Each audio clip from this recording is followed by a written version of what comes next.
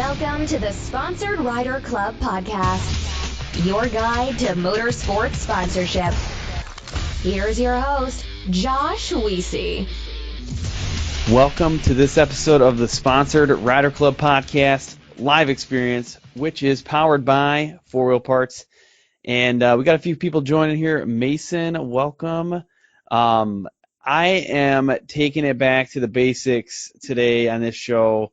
I feel like it is time to go back through some stuff that I feel like people are forgetting.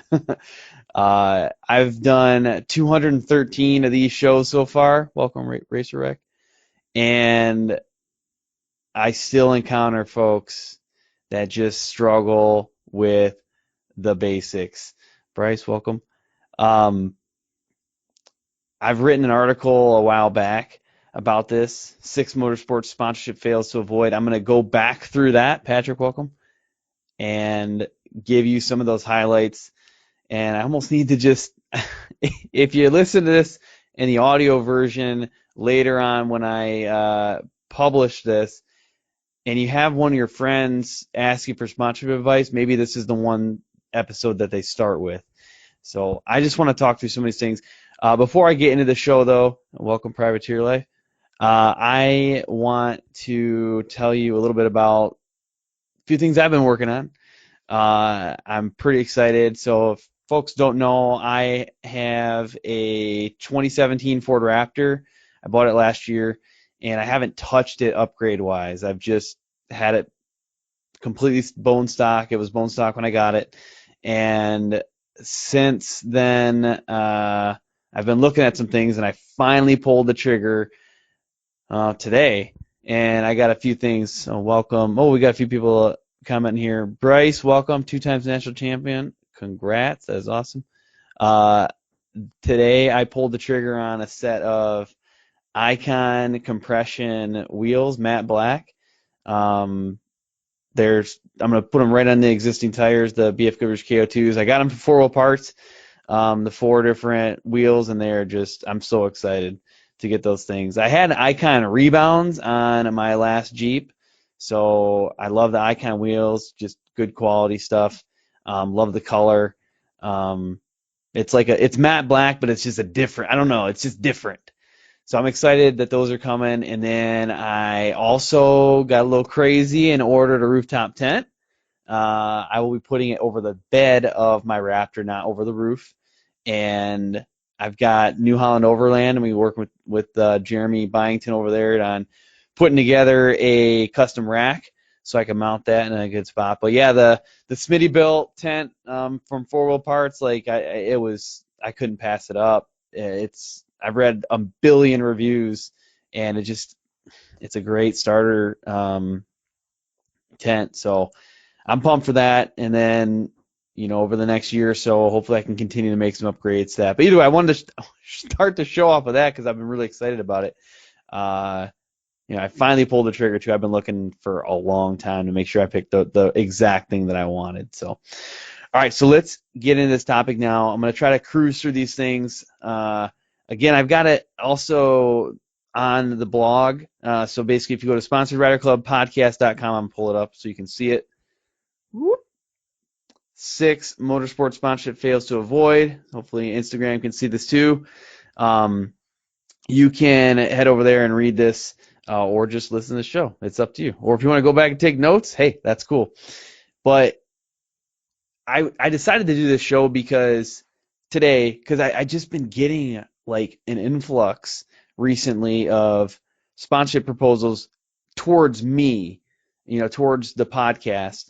And, I've not sponsored anybody on this podcast before. There are some folks that, we've done partnerships with, but I've never actually sponsored like a rider, racer, or given any cash to someone like that. But some folks think that I do that. And, they've been pretty active. And I just seen, I think in the past week or two, almost every one of these things I'm going to bring up today happen. And I just want to talk to them again, make sure that we're clear about some of these issues. Oh, welcome Instagrammers. Keep getting a few people popping in and out, trying to keep up with those folks. Justin joined. What's up, Justin? All right. Oh, hey, Bodal James, thanks for the request. I don't think I'm gonna do a split screen right now, but thanks for the request. All right, so the first thing here is super critical. First impressions are very important. All right, if you're reaching out to a sponsor, email, Instagram, walking up to them at an event, whatever it is, you got to think ahead of time what your first message is going to be. Do not start off with the sponsor me, bro thing that I see all too often. And there's tons of variations of sponsor me, bro. Um, but think of it this way. If you immediately hop into a pitch, something is wrong with your approach. I don't recommend immediately hopping into a pitch. I think you need to build a relationship first. You know, if it's an email or if it's whatever, you've got to research the company at least a little bit first. Ideally, you've used their products or their services, or you know somebody who has and you're interested in that. But you need to at least do a little bit of that research. When folks reach out to me or to a lot of the sponsors that I work with on a regular basis and don't give that background, it's like an immediate throws things off. I've had people. So my podcast is Sponsored Rider Club Podcast, but my company that runs the podcast is Impact Fuel. It's a play on words. I don't sell fuel. All right, and you can tell by looking at any of my websites I don't sell fuel. Well, I've had people want to run my fuel before, so that's just one example. Do some of those research pieces ahead of time. You know, if you see my podcast, like if it says your guide to motorsports sponsorship, that might not mean that I'm going to give you cash when you reach out to me. Odds are pretty high that I'm not going to do that based off of everything and how I publish my site. Some companies will have a spot that says sponsorship applications here. Boom. All right, now that might be a good spot to put your pitch at, right? But I think you should build that relationship first. So that's the big one. First impressions are important. Number one thing I want to talk about, and you need to do the research before you even put that pitch together. You know, if you were reaching out to somebody, say on Instagram, and you really wanted to start building that relationship, you could say, hey, I really like your edgy yet elegant style. I don't know. Your product is something I've been using for the past 5 years. I really think it's awesome. You know, I'd love to talk more about it. I'd love to see what I can do to help you, you know, build your marketing profile. I don't know, something else, like not just, hey, you know, sponsor me, bro. That's another thing is don't assume that it's a bro on the other side.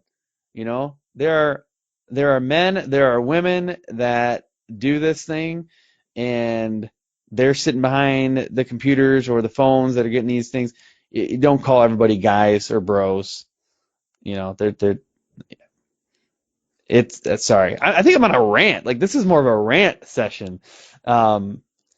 Bryce Duvall, I think my point in this too is going to be, that's why I just messaged me on Instagram here. I don't personally do the sponsorships, so that's kind of what this is all about.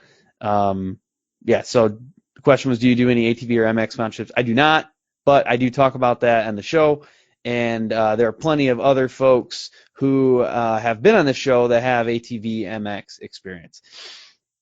All right, first impressions are important. Let's moving on. Not good grammar is kind of bad. All right, the grammar police come out when you get into a DM or an email or a sponsorship application. Most folks that listen to the show don't know that I am a member, an active member of the grammar police. It drives me insane when I see sponsorship proposals come to me that are, you know, no capitalization, multiple spellings, no punctuation. And then when I have to respond to you, like, what is it that you're asking of me? I really don't understand. It's frustrating. So that happens, all right? That happens, everybody, and it's okay to slow down and take a little bit more time, type out whatever it is that you really want to say. Yeah, I think you need to do that. I know nowadays you can get away with a lot more, and trust me, I let people slide on some things too, right? It's not always that big of a deal, but when you're doing a sponsor pitch to somebody and you're taking up some of their valuable time. Some of these people see hundreds and thousands of resumes a year, maybe more than that. Be respectful and check your grammar first. All right, use the correct sponsor information. Holy cow, this is a crazy one. Okay, so people copy paste when they're doing sponsored proposals, and that is fine, right? If you're going to do it, use a template or something like that. I'm not going to tell you to stop doing that, all right? But I am going to tell you, you better not send it out with the wrong sponsor information in there. So if you're sending a proposal to Red Bull and you have a Monster, this is a true story. Someone told me about this. This happened, right? It was on the show, so I don't remember what episode it was, but this did happen, and the guest shared it on the show. If you're sending an application to Red Bull and you have the word like, "Hey Monster, I love your energy drink," boom, that's a red flag. You're done. You're toast. Or if you didn't change product information, because if you are doing some sort of template like that, you have to customize certain elements of it. So, hey, I've been using your GoPro cameras for the past 15 years. The gloves fit my hands perfectly. What? Obviously someone was copy pasting there and made a big mistake. So it looks like Bryce Duvall just had a quick question here. I ride ATV MX National Series, so I was wondering if I could help. If you could help me out with how to go about getting some sponsorship. Hey, you came to the right place, buddy. I have produced 213 episodes on this topic, Bryce. This is just one of them live. If you head over to the website, there's a whole bunch there, or check us out on iTunes, also known as Apple Podcasts, Google Play, Spotify, iHeartRadio, whatever. All sorts of information for you out there, buddy. All right, so use the correct sponsor information. Make sure that it's relevant. And if you do a copy paste or do a template, make sure you update that template so that folks are seeing the information that they should be seeing for the company that they run. All right. Hey, Mark, welcome. Oh, Kevin joined, Rohan. Oh, I missed you too. You all when you joined, but welcome. Looks like you got a few other folks on Insta. All right. Next one here, competing sponsors. This is a tough one, honestly. Some competing sponsors are obvious. Like I just mentioned Red Bull and Monster. They obviously compete against one another, but there are sometimes sponsors that are harder to understand. So let's say that you are sponsored by a company that produces one specific type of tire, right? And you're also sponsored by a company that distributes things including tires. Okay, let's say it's a big national distributor. Let's say it's 4 Wheel Parts, and they distribute things like tires. Let's say there's one brand of tire that they do not distribute, and that is the one that you are seeking in sponsorship. That is now a direct competitor to 4 Wheel Parts at that point. So by you seeking sponsorship with someone else, you're actually seeking sponsorship with a competitor to one of your sponsors. So like I said, this can get complicated when you're with a bigger chain. It doesn't always mean that there's a no. I just highly recommend if you are going to reach out to somebody who may be a competitor to your current sponsor, you need to clear that with your current sponsor first. Sometimes it happens on accident where your current sponsor releases a new product which competes against one of your other current sponsors, right? You gotta reach out and talk through that. It does happen, but if you're reaching out to somebody, make sure that you don't already have a competitor in line. Like if you are running Blood lubricants and you reach out to AMSOIL and say, hey, I'd love to run something, you're probably gonna immediately get turned down, and then people in the industry might be questioning it. Now, let me add a very important caveat to this thing. If you are planning on switching sponsors, so let's say you are with AMSOIL now and you want to switch to Blood lubricants or vice versa, that's a different story, right? Because now you are actually pursuing a change in your sponsorship. What I'm talking about here is if you're trying to keep your current sponsor and get another one that is a competitor, you need to vet that out or not do it. Caden, welcome, buddy. Nice to have you on. Sorry if I'm not keeping up with the comments here on Instagram. I'm trying. A few of them are popping in here that I might be missing, but All right, some competing sponsors. That's the fourth point. Next one is social media.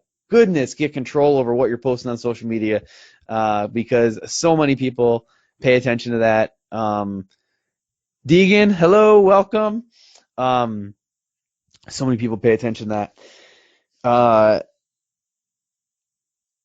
I think the best way to do this, if you want to get a little wild on social media, have separate accounts and try not to get them linked. That way, maybe you can do whatever it is that you want to do, that you don't want it, competing with your brand that you're trying to convey to your sponsors. I recommend having control over all your social media. I think that the virality of social media right now can get you in trouble pretty quickly. And that is a quick way also to end a sponsorship. So basically, if you're going to do it, if you're going to get a little wild, have something separate from your main page that you promote. The last one here, motorsport sponsorship fail to avoid is don't quit. You might try getting certain sponsors for multiple years. You may get a 10% discount, and that is phenomenal up front. Maybe you wanted a 20%. Maybe you wanted cash. Like sometimes it can be a little bit less than what you thought, but the important thing is to stay in the game and keep going. So Nomad Overland, welcome. What episode were you on? One or two, 212, 211? Check that one out, folks.